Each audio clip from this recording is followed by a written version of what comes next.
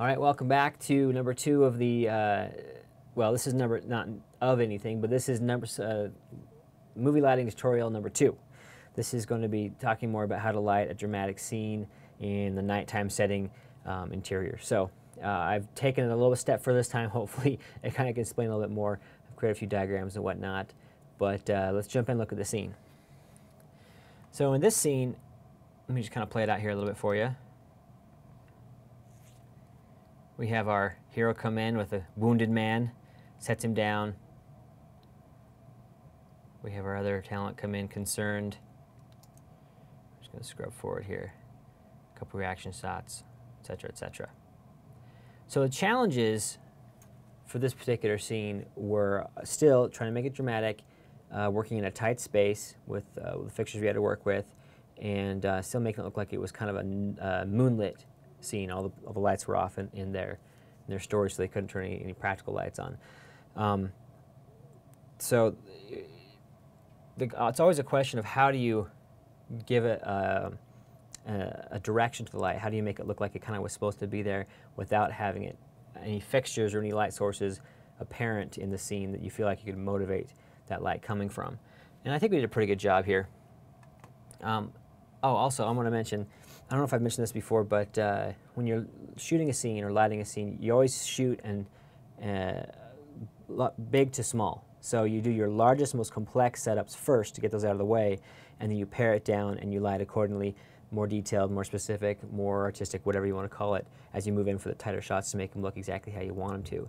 And so for this particular scene, we didn't really change much unless we turned around and to see the hero shot of our main character, because it turned out that we could just punch in on the lens and use the same lighting setup for a couple of the other people. So I'll explain that too, how we pulled that off. So here's a diagram of the basics, the basic setup here of our actors and where the lights were. Let me get to kind of, so you can see the three people there, and our actors on the other side. Okay, so here's our main guy is this guy in red. I have him red because he's all beat up. And you have the girl, the guy in the background. This is our hero right here. In camera, I forgot to throw a camera in there. Camera was about here-ish, you know, going back and forth, showing what we could do. So we had a nice big counter right here, which was kind of in the way, but we tucked our actors in anyhow. And here's the fixtures we used. So we had a 4-bank 4-foot Kino right here, 4-foot 4-bank Kino right here, and one outside the window 4-foot 4-bank Kino right here, kind of giving some glance off the window. So let me show you really quick what that's looking like.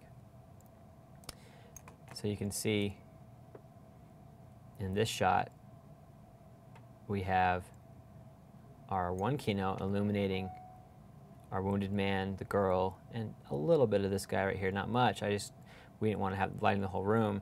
And then I had the Kino off this camera back, this Kino right here, just glancing off of the side of this guy's face to kind of give some depth to the scene, but still make it look like night. And you can see out here on the window, there's a little bit of light on the window. That's the other Kino outside shooting in to the window to give it some illumination. Now, so what's really interesting is I want to show you what we actually got out of the camera as opposed to what the color scene we're looking at right now. It's quite a bit different from what we're looking at. So let me jump over here. So this was actually shot on the red, and you can see there's a huge difference. Now, this isn't going to correspond exactly edit for edit, but okay, so first off, here you can see that it's not blue at all. It's actually looks kind of normal light. So what we've done here is we actually blued it up nice and dark so that it came across as some moonlight. There we go. There's the same shot. Let me kind of get the same frame there. And you can see that the color shot is actually quite a lot darker in the contrast as well. But same kind of lighting setup here. I had a Kino over here on this table. That would be right here to kind of illuminate them as they come in. And then I had one off in this corner again, just to kind of add some ambiance. So we had a little bit of light on both sides because there's really no light coming in anywhere specific besides that window. So he puts him down and we can get more contrast as we get down here to make it more pretty.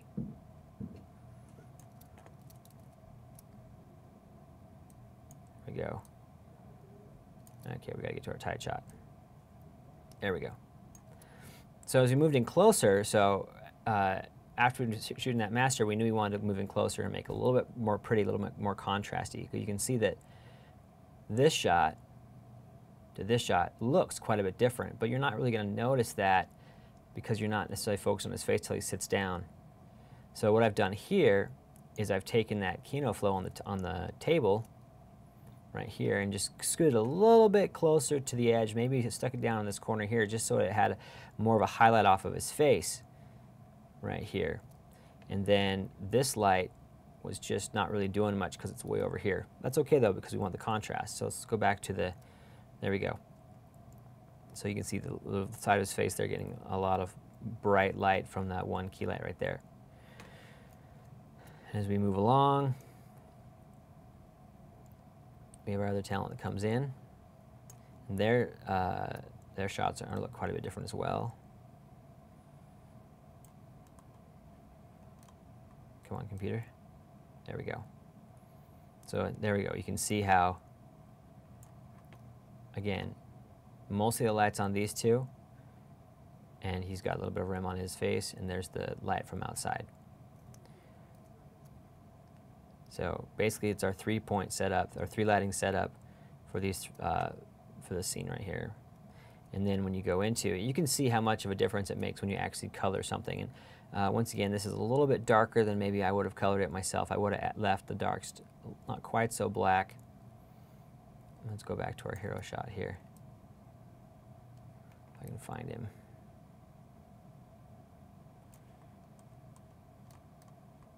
There we go. So for him, we wanted it to still be contrasty as always. You can see that the light up on the table wouldn't be doing anything for him. So what we did is we ended up sliding this light right here, we ended up sliding a little bit closer. So you can see it shining on his face right here. So we tucked it in right here. So we got his face and turned the camera around so it was pointing this way. And he was getting a little bit of bounce off this door and this wall and things like that. So his face isn't quite as bright on this side as it is on this side. And then, of course, when you color it, you can just crush those blacks, make everything look nice and contrasty.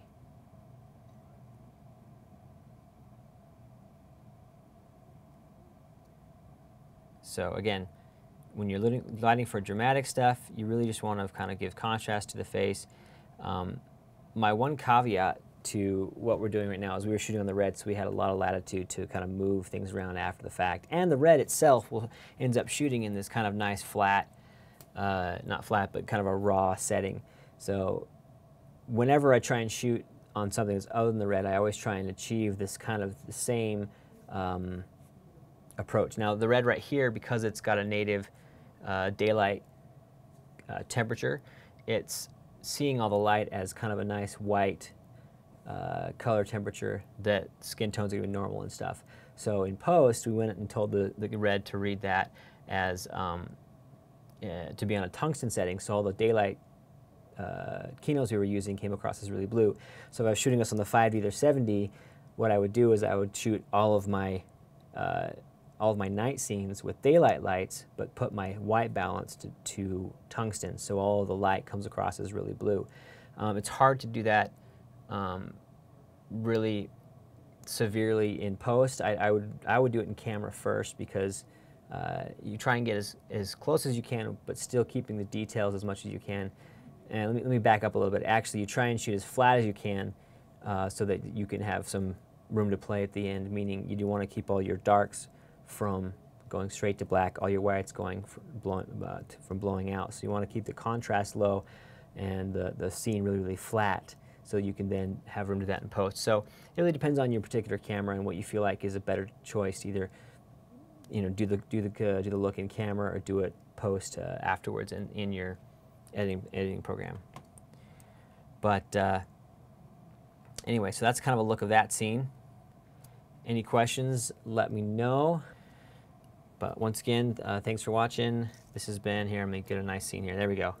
It's been Cameron Randall with Blue Fire Studios with another lighting tutorial.